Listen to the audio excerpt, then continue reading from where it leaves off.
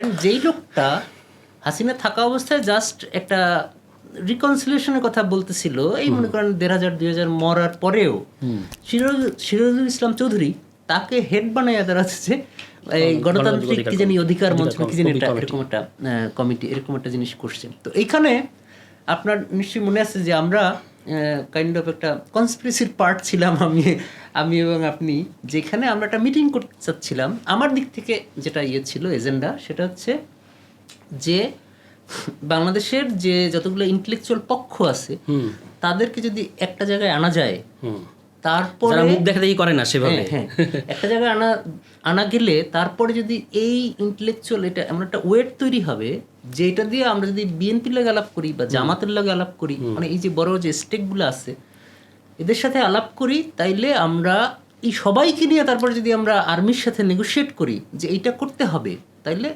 এই যে রেভলিউশনের যেটা ট্রু এসেন্স আমাদের বিবেচনায় যেটা ছিল সেটা অ্যাচিভ করতে পারবো। তো সেইটার জন্য আমরা হলো 13 তারিখে, 13ই আগস্ট, হাসিনা গেল 5 তারিখ, 13ই আগস্ট আমরা একটা মিটিং করলাম, অনেকটা দাওয়াত দিলাম। তার ভিতরে যেটা হলো যে আমার মনে পড়ে আনু মোহাম্মদ আসে নাই, তার বাইরে হচ্ছে যে আরও অনেকে ছিল, ধরেন ছিল কে ফরাদ মজহার,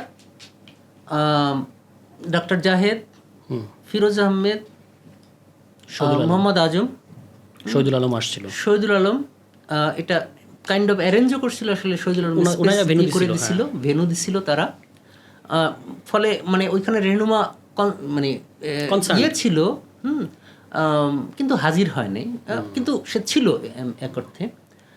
আর হলো যে আপনার রাখাল রাহা, তারপরে হাসনাত কায়ুম, মুস্তাইন জহির, আপনি ছিলেন, আমি ছিলাম, রোমেল ভাই, রোমেল ছিল, মোহাম্মদ রোমেল ছিল, মাহফুজ এবং মাহফুজের সাথে আরেকজন আসছিল মামুন আব্দুল্লাহ, এরকম তুহিন খান আসছিল যদ্দূর মনে পড়ে।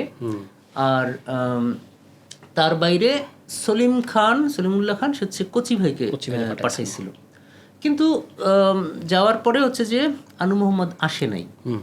পরে যেটা হলো কয়েকদিন পরে তারা হচ্ছে যে এই অধিকার কমিটি, এটা গণতান্ত্রিক অধিকার কমিটি এটা বানাইলো, যেখানে সিরাজুল ইসলাম চৌধুরী সে হচ্ছে এটার হেড, যিনি কিনা আপনার আমার যদ্দূর মনে পড়ে এই 4 তারিখ পর্যন্ত আসলে হাসিনাকে আহ্বান জানাচ্ছে যে আপনি মিলমিশ করে ফেলেন, মানে নেন ইত্যাদি, এই পর্যন্তই। মানে হচ্ছে যে ওই যে শুরুতে যে আমরা লেজিটিমেসির আলাপটা করতেছিলাম, এদের ভিতরে এই লেজিটিমেসি নিয়ে কোনো কোশ্চেন নাই। হাসিনা তাদের কাছে লেজিট পিএম, সে জাস্ট কিছু খারাপ কাজ করতেছে, না করলে ভালো, বাড়াবাড়ি হচ্ছে কিছু, একটু বাড়াবাড়ি, হ্যাঁ এরকম একটা জায়গায়। তো ফলে আজকে এখন এই সময় ফেসবুকে হচ্ছে যে এই যে জুলাই ঐক্য এগুলো নিয়ে সার্টেন কতগুলো কথাবার্তা হইতেছে। আমার যেটা মনে হয় যে আমাদের দিক থেকে আমার পার্সোনাল এজেন্ডা ছিল কাইন্ড অফ এটাকে করা, এক জায়গায় করা, এবং হচ্ছে যে দেশের জন্য ওই যে আপনি যেটা বললেন শিক্ষক নেটওয়ার্ক 4 তারিখে ওই দাবি করতেছে, সেইটাকে কাইন্ড অফ আগাই নেওয়া। আমি পার্সোনালি হচ্ছে 3 তারিখ আমি একটা লেখাও লিখছিলাম যে হাসিনা পালাবার পরে কেমন নাগরিক চুক্তি দরকার, এটা আমি একটা লেখাও লিখছিলাম, এরকম আর কি। তো কি মনে হয় আমরা ফিল করলাম কেন?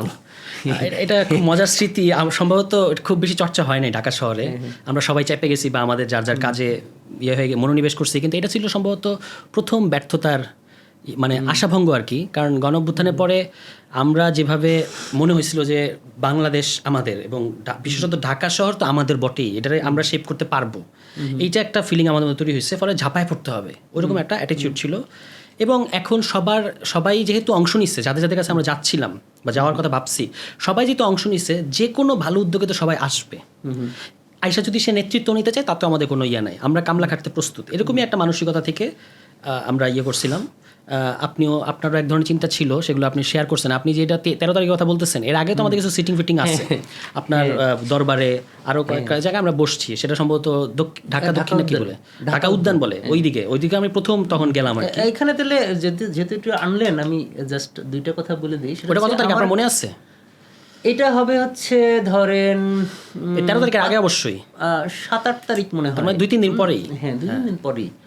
জাস্ট একটা কথা বলি, সেটা হচ্ছে যে আমার একটা পজিশন ছিল আনলাইক মেনি আদার্স, সেটা হচ্ছে যে যদিও সামনে দেখা যাচ্ছে না, ধরেন জামাতকে দেখা যাচ্ছে না সামনে, বা হচ্ছে যে বিএনপিকে দেখা যাচ্ছে না সামনে, হচ্ছে এরাই বৈষম্য বিরোধী ছাত্র আন্দোলন, কিন্তু আনলাইক মেনি আদার্স আমার পজিশন ছিল বিএনপি এবং জামাতকে যদি আমরা রাজি করাইতে না পারি তাহলে হবে না, কিছুই করতে পারবো না। হ্যাঁ, এটা ছিল আমার একদম শুরু থেকে আমার সাথে আমার কিছু হালকা পাতলা তর্কতর্কি হয়েছে যে এ ধরেন আমরা পছন্দ করি অপছন্দ করি, এটা হচ্ছে ফ্যাক্ট, যে এটা হচ্ছে তার এক স্টেক হোল্ডার, দুই হলো পাওয়ার। ফলে এদেরকে যদি আমরা কনভিন্স করতে না পারি তাইলে আগানো যাবে না, মানে আমরা কামিয়াব হইতে পারবো না। এখন আপনি বলেন যে আসলে আপনার কি মনে হয় কেন আমরা ফেল করলাম কেন? তার আগে একটু কিছু জিনিস আমি আপনাকে ধরাই দিই। আপনার নিশ্চয়ই মনে আছে, ওই 13 তারিখ আপনার ওই দরবার থেকে আমরা সিদ্ধান্ত নিলাম যে আমরা এই বিভিন্ন কুতুব যারা আছে ঢাকা শহরের বিভিন্ন ইন্টেলেকচুয়াল বিভিন্ন ঘরের নেতৃত্ব দেয়, এই ধরনের বাঘা বাঘা লোকগুলোর এক জায়গায় আমরা করার উদ্যোগ নিব, এবং তাদের মধ্যে আগে যাই থাকুক না কেন গণ অভ্যুত্থান নিশ্চয়ই একটা বরফ গলা স্পেসের মতো কাজ করতেছে এখানে, এটা আমাদের একটা অনুমান ছিল। ফলে সেখান থেকে আপনার ওখান থেকে আলাপ টালাপ করে পরে আমরা একদিন ফিল্ডে নামলাম, যারা বলে ফিল্ডে নামা আর কি। 13 তারিখটা তো ঘটাইতে হবে আগে, 13 তারিখে যে মিটিংটা চলে এটা তো ঘটাইতে হবে। সেইটার জন্য আমরা ফিল্ডে নামলাম 4 জন, আমি, মোহাম্মদ আজম, মোহাম্মদ রোমেল আর রাখাল রাহা। সবচেয়ে কনিষ্ঠ আমি, কিন্তু এই 4 জনের কাউরে কিন্তু আপনি ফালাই দিতে পারবেন না। মানে আপনার দুয়ারে আমি গেলাম, আপনি বলবেন আমার 5-6 ঘন্টা বসায় রাখবেন, আমরা কিন্তু অত ফেলনা ছিলাম না, তাই না? কিন্তু আমরা যথেষ্ট হাম্বল ছিলাম, যেহেতু আমরা মানে দাওয়াতটা নিয়ে যাইতেছি। হ্যাঁ, তখন আমরা বসলাম হইলো রেনুমা আমাদের কাছে যাওয়া হয়েছিল, ওখানে আমি সশরীরে যাই নাই, বাকি 3 জন গেছিলো, আমি নিচে অপেক্ষা করতেছিলাম। আর প্রথমেই আমরা ছাত্র নেতৃত্বকে জিনিসটা ইনফর্ম করে নিয়েছি, যে ওদেরকে জানানো যে আমরা এরকম একটা অ্যাটেম্প নিতেছি, তোমরা আবার ভুল বুঝো না যেন যে তোমাদেরকে বাদ দিয়ে কিছু হইতেছে না, বা তোমাদের প্যারালাল কিছু, তোমাদের নেতৃত্বকে চ্যালেঞ্জ করা টাইপের কিছু এটা না। তখন মাহফুজের 2-3 জন বন্ধুবান্ধব শহর আমাদের সাথে সকালে আসছিল দেখা করতে কাটাবনে, ওই যে কনকর্ডের ওখানে। তখন ওদেরকে আমরা জানাইছি সকালবেলা, ওরা বলছে ঠিক আছে, এটা মিটিং যেদিন করবেন আমরা আসবো। পরে আমরা নেমে পড়লাম, এবং আমরা ওই দিন ফরাদ মজার জানতো, বা আমরা ধরে নিছি ওনারা সবচেয়ে পরে জানালো হবে।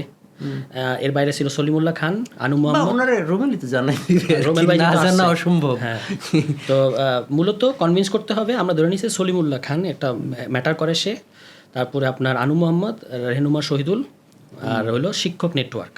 তো আনু মোহাম্মদ শিক্ষক নেটওয়ার্ক ওইভাবেই যুক্ত। তো সেটার থেকে আপনার তখন শিক্ষক নেটওয়ার্কে মনে হয় সামিনা লুৎফা, তানজিমুদ্দিন খান এনাদের সাথে আজম স্যার বা আজম ভাই কথা বলছিল, সেখানেও আমি ছিলাম না। আর আমরা সশরীরে গেছিলাম সলিমুল্লাহ খানের কাছে, উনি মানে না করে নাই, বলছে ঠিক আছে করেন, আমি আমার ক্লাস আছে, আমি চেষ্টা করবো আসতে। মানে উনি এটার সাথে এক ধরনের একটা অ্যালাইনমেন্ট রাখছেন আর কি, যে উনি থাকবেন, বা এটা জরুরতটা উনি বুঝছেন হয়তো। ফিরোজ ভাইয়ের সাথে যোগাযোগ করছি যে আমরা আনু মোহাম্মদের কাছে আপনাকে সহ যাইতে চাই, উনিও রেসপন্স করছেন আগ্রহের সাথেই। তো দুপুরে প্রথমে একবার টাইম দিয়েছেন আনু মোহাম্মদ, মানে শুরুতেই উনি দেখা করতে চাচ্ছিলেন না, ওরকম একটা তার মধ্যে আগ্রহটা একটু কম ছিল আর কি। তারপর আমরা বেশি পিড়াপিড়ি করতেছিলাম যে আগে আমরা কি আমাদের প্রস্তাবটা শুনেন। তখন উনি একবার দুপুরে মনে টাইম দিয়েছে, ফিরোজ ভাই টাইম নিয়েছে, পরে বললো উনি অনেকগুলো মিটিং টিটিং করতেছে, একটু অপেক্ষা করতে হবে। পরে উনি বলছে রাত 8টায় আসো, 8টায় উনি যেখানে থাকবে ওখানে আমরা যাব। মানে ঢাকা শহরে যে প্রান্তেই থাক, আমাদের প্ল্যান ছিল যে ওই প্রান্তেই যাবো আর কি। হ্যাঁ, পরে যেহেতু আমরা নেমে গেছি ফিল্ডে, এখন আবার যদি আমরা রাত 8টায়, তখন বাজে দুপুর 2টা, মানে ইন দ্য মিন টাইম আমরা সলিমুল্লাহ খানের সাথে কথা বলে ফেলছি, তানজিমুদ্দিন খান, সামিনা লুৎফা এরাও সম্ভবত ইনফর্মড হয়েছে, শহীদুল আলম ওই গ্রুপও ওনারা, এবং এমনকি জায়গাও দিতে চাইছে। ফলে এইসব ওকে, শুধু বাকি ছিল আনু মোহাম্মদ আর কি। তো তখন দুপুর 2টা বা 3টা বাজে, আপনার উনি বলছে রাত 8টার সময় উনি 8টার আগে ফ্রি নাই, 8টার সময় অমুক জায়গায় দেখা করতে হবে, সম্ভবত সার্কিট হাউস বা ওই দিকে। তারপর ঠিক আছে 8টায় দেখা করবে। এখন এই যে সময়টা মাঝখানে, এটা তো আমরা তো আর যদি সবাই আবার যার যার কাজে চলে যাই তাহলে আবার একত্রিত হওয়াটা কঠিন। আমরা ফিল্ডেই থাকলাম, খাইলাম টাইলাম, আলাপ সালাপ করলাম নানা ধরনের, যে 8টার সময় ওনার সাথে দেখা করবো। 8টার সময় গেছে। তো যেহেতু বেশি লোক, উনি মুরব্বী মানুষ, সম্ভবত আরও কারো সাথে আড্ডা দিতেছিলেন। তো ওখানে ঢুকছে হচ্ছে উনি যেখানে ছিলেন, ফিরোজ ভাই, রাখালদা, মোহাম্মদ আজম, রোমেল ভাই, আর আমি বলছি যে আপনারা যান, আমি আসছি বাইরে। তো পরে ওনারা মনে হয় 10 মিনিট বা 15 মিনিটের মতো ছিলেন। উনি ওখানে যতটুকু ওনারা ইনফর্ম করলেন, কেউ উনি আড্ডাই দিতেছিলেন আর কি। এবং উনি বলছেন যে আমরা নিজেরা এরকম একটা জিনিস করতেছি, তো এটাতে আমার সময় হবে না, বা আমি এটাতে আগ্রহী না। তো ওই মিটিংটা তো সে মানে একদম ডিরেক্ট না করে দেওয়া যেটা আর কি, সেটা উনি করে দিচ্ছেন। তো সেটাই পরবর্তীতে গণতান্ত্রিক অধিকার কমিটি আকারে আসছে। তা আমরা একটু নিরাশ হয়েছি আর কি, কিন্তু নিরাশ হইলেও দমে যাই নাই যে করতে হবে। পরে আমরা 13 তারিখে আপনার মিটিংটা করলাম আর কি, ওনাকে বাদ দিয়েই করলাম, বাকি যাদের নাম নিলেন তারা সবাই ছিল। তো সেখানেও আসলে কথাবার্তাগুলা খুব যে পরিষ্কার কতটুকু আসছিল আমার মনে নাই, নানা ধরনের কথাবার্তা হয়েছিল। ফরাদ ভাইয়ের যেটা প্রজেক্ট সেটা উনি খুব প্রকাশ করতেছিলেন কেন ততদিন মনে হয় সরকার শপথ নিয়ে ফেলছে। হ্যাঁ, তো সরকার শপথ নিচ্ছে এইভাবে কেন শপথ নেওয়া হলো এগুলো নিয়ে ওনার আপত্তি ছিল। তখন মাহফুজ বলছে যে মানে ফরদা বলতেছিলেন একটা কনস্টিটিউশনাল ক্রাইসিস আসছে। মাহফুজ বলছে নাই, কারণ 106 হলো সমাধান। এই যে 106 যেটা এটা মাহফুজ ক্যাটাগরিক্যালি বলছে, আমার মনে আছে যে 106 এর মধ্যে দিয়ে সমাধান। পরে তার অবস্থান হয়তো বদলাইছে, কারণ আমরা তো আরও 5-6 মাস পরে প্রোক্লেমেশন অনেক কিছু করতে গেছি। কিন্তু ওই সময় উনি বলছিলেন যে এটাই সমাধান, মানে 106-এর মধ্যে দিয়ে সমাধান করা সম্ভব, সংবিধান ওরকম বাতিল বা পোস্টপোন করতে হবে না। যাই হোক, ওটা অন্য আলাপ। তো 13 তারিখের ওই আলাপের শেষে সিদ্ধান্ত কী আসছিল সেটা আমার মনে নাই। শহীদুল আলম কিছু সময় জন্য আসছিলেন, এসে আপনার উনি ল্যাপটপে ব্যস্ত ছিলেন এবং পরে একটা পর্যায়ে উনি চলে গেছেন। মিটিং থাকা অবস্থায় উনি মানে পুরো সময় থাকেন নাই। পরে আমরা মিটিং শেষে চাটা খেয়ে পরে ওখান থেকে কী সিদ্ধান্ত আসছে মনে নাই, কিন্তু আমরা কিছু একটা করবো এটা আমরা সিদ্ধান্ত নিছি যে যে আসবে, না আসলে আমরা করে ফেলবো আর কি। পরে ওইটা থেকে জুলাই গণপরিসর নামক জিনিসটা হইলো। আমরা অরিজিনালি যেভাবে প্ল্যান করছি যে সেরকম হয় না জিনিসটা, কিন্তু এটা হচ্ছে অনেক ডিফারেন্ট একটা জিনিস এসে দাঁড়াইলো, একটা ইন্টেলেকচুয়াল প্ল্যাটফর্ম হিসেবে দাঁড়াইলো। কিন্তু আমাদের তো পরিকল্পনা ছিল পুরো পলিটিক্যাল প্রসেসের মধ্যে একটা মানে মধ্যস্থতা করতে পারে সেরকম একটা জিনিস হবে এবং সব স্টেক হোল্ডার তা থাকবে। যেহেতু থাকলো না, পরে আমরা হয়ে গেলাম, তখন আমরা এটা নাম দিলাম জুলাই গণপরিসর, যে আর কিছু নাও কিছু আলাপ সালাপ যেন আয়োজন করা যায়। তো শেষ পর্যন্ত পরে সেটাই প্রথম আলাপটা হলো আর কি 21 আগস্ট। আমাদের ওই অ্যাটেম্পটের বেস্ট কামিয়াবি হলো মোহাম্মদ আজমের মহাপরিচালক হওয়া বাংলা একাডেমি।